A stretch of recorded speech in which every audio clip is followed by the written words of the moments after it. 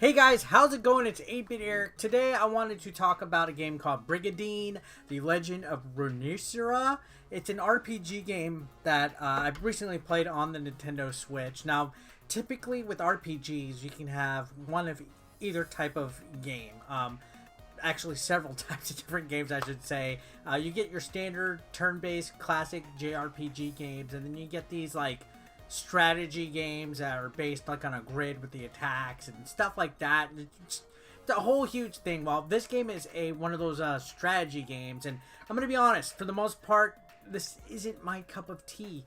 Strategy games slash simulation RPG games are often really intimidating because you're usually thrown out there with a bevy of information to remember. Everything from like summons to how you equip equipment to how you do resources, how you manage resources, how you send out scouts, how you level up. Like, there's just so many numbers, so many different options and things that you usually have to figure out on your own in these RPG games. And I gotta say, Brigandine is actually one of those. If you go out and you just play this game, there's a lot of narration, a lot of story behind the campaign. Some of the characters and everything do have some quirks and characteristics about them, but the main idea is that you select a faction, you pick a character who is in charge of a country, and you protect that country, and you choose whether you use your resources and your characters to accomplish some quests to get some equipment and experience. So yeah, you have 3 different levels of a round, basically, or a season, which this one is. And in this game, you can choose to do quests, so you can assign quests to your characters that are at each base. Your country has a certain amount of bases that are used to do certain stuff in a phase. So the quest phase or a organization phase is the first thing that's used in order to summon different monsters to certain bases, to figure out whether you want your characters to do certain things or stand by. So you can do quests, and these quests are automated. You don't actually physically go on them, but the quests are used to obtain new items, to gain experience, or to just level up in general. And then the second phase is the attack phase. So you decide whether you want your characters from your base to attack a neighboring base. Like, let's say your enemy has a base right across the border in the next country.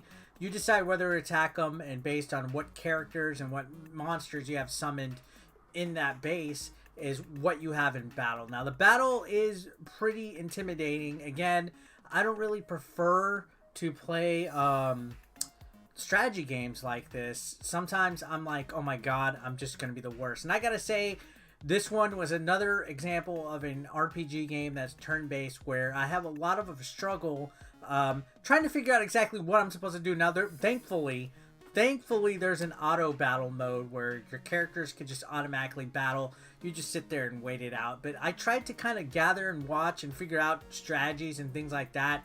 And no matter what, it just seemed that the battles came to a point where my characters had to retreat. So I was getting defeated a lot. So I think the grind on this is to make your characters, your bases, do as much as you can in regards to quest to level up, make sure they have the best loadout, just like any kind of standard RPG.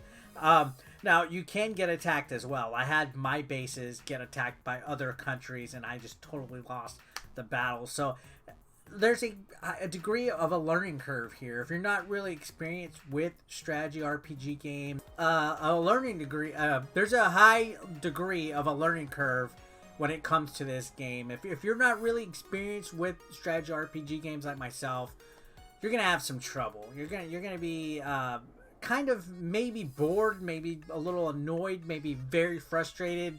There was times where I was just sitting there for like over an hour or so, just like, what am I doing? What do I have to do to get better in this game? And I honestly just could not figure it out. But that's coming from somebody that is not into this type of games. Now, should I even bother covering these type of games? Perhaps not, but it just goes into the whole direction of what I like to do with this channel, where I like to cover a little bit of everything. And I saw this, I thought it looked cool enough. The story was interesting. Every once in a while, between phases and sessions or whatever, you'll have one of your characters end up like in a village or the woods or something, and they'll have an interaction with the character, and sometimes you might get like a new ally or some kind of new resource from that encounter. So there is a little bit of spontaneity, a little bit of unpredictability with this. And the game seems like it's a lot much more in depth, that there's so much more to cover than what I've realized with this game. But I just gotta say, for me personally, it's actually quite difficult. But I know there's some of you guys out there that do enjoy this type of stuff. There was some stuff about it that I definitely liked. I like the option of actually being able to level up your characters and stuff through other ways besides attacking, you know, doing the quests and all that. So I thought that was kind of neat. Graphical wise, yeah, I mean, this game looks okay. The narration parts, they have like hand-drawn sprites that actually look really, really good. They have that JRPG vibe, and then the actual sprites of the characters when you're actually on the battlefield, they don't look too bad. The monsters and everything look really nice. The music in this game is pretty spot on. Honestly, I'm not even sure if this was previously on PC or anything, or if this is any kind of exclusive thing on the Switch. But it is one of the better strategy games, at least. Again, this is coming from somebody that doesn't prefer strategy games, but it is one of the better ones out there, in my opinion. So it might be something to look at if this is your type of genre. For me, personally, I would probably say if it's not, you might want to skip it. I'm going to be honest. But anyways, guys, I'll let you go. Thanks a lot for watching this video, as always. I appreciate you. Subscribe if you haven't.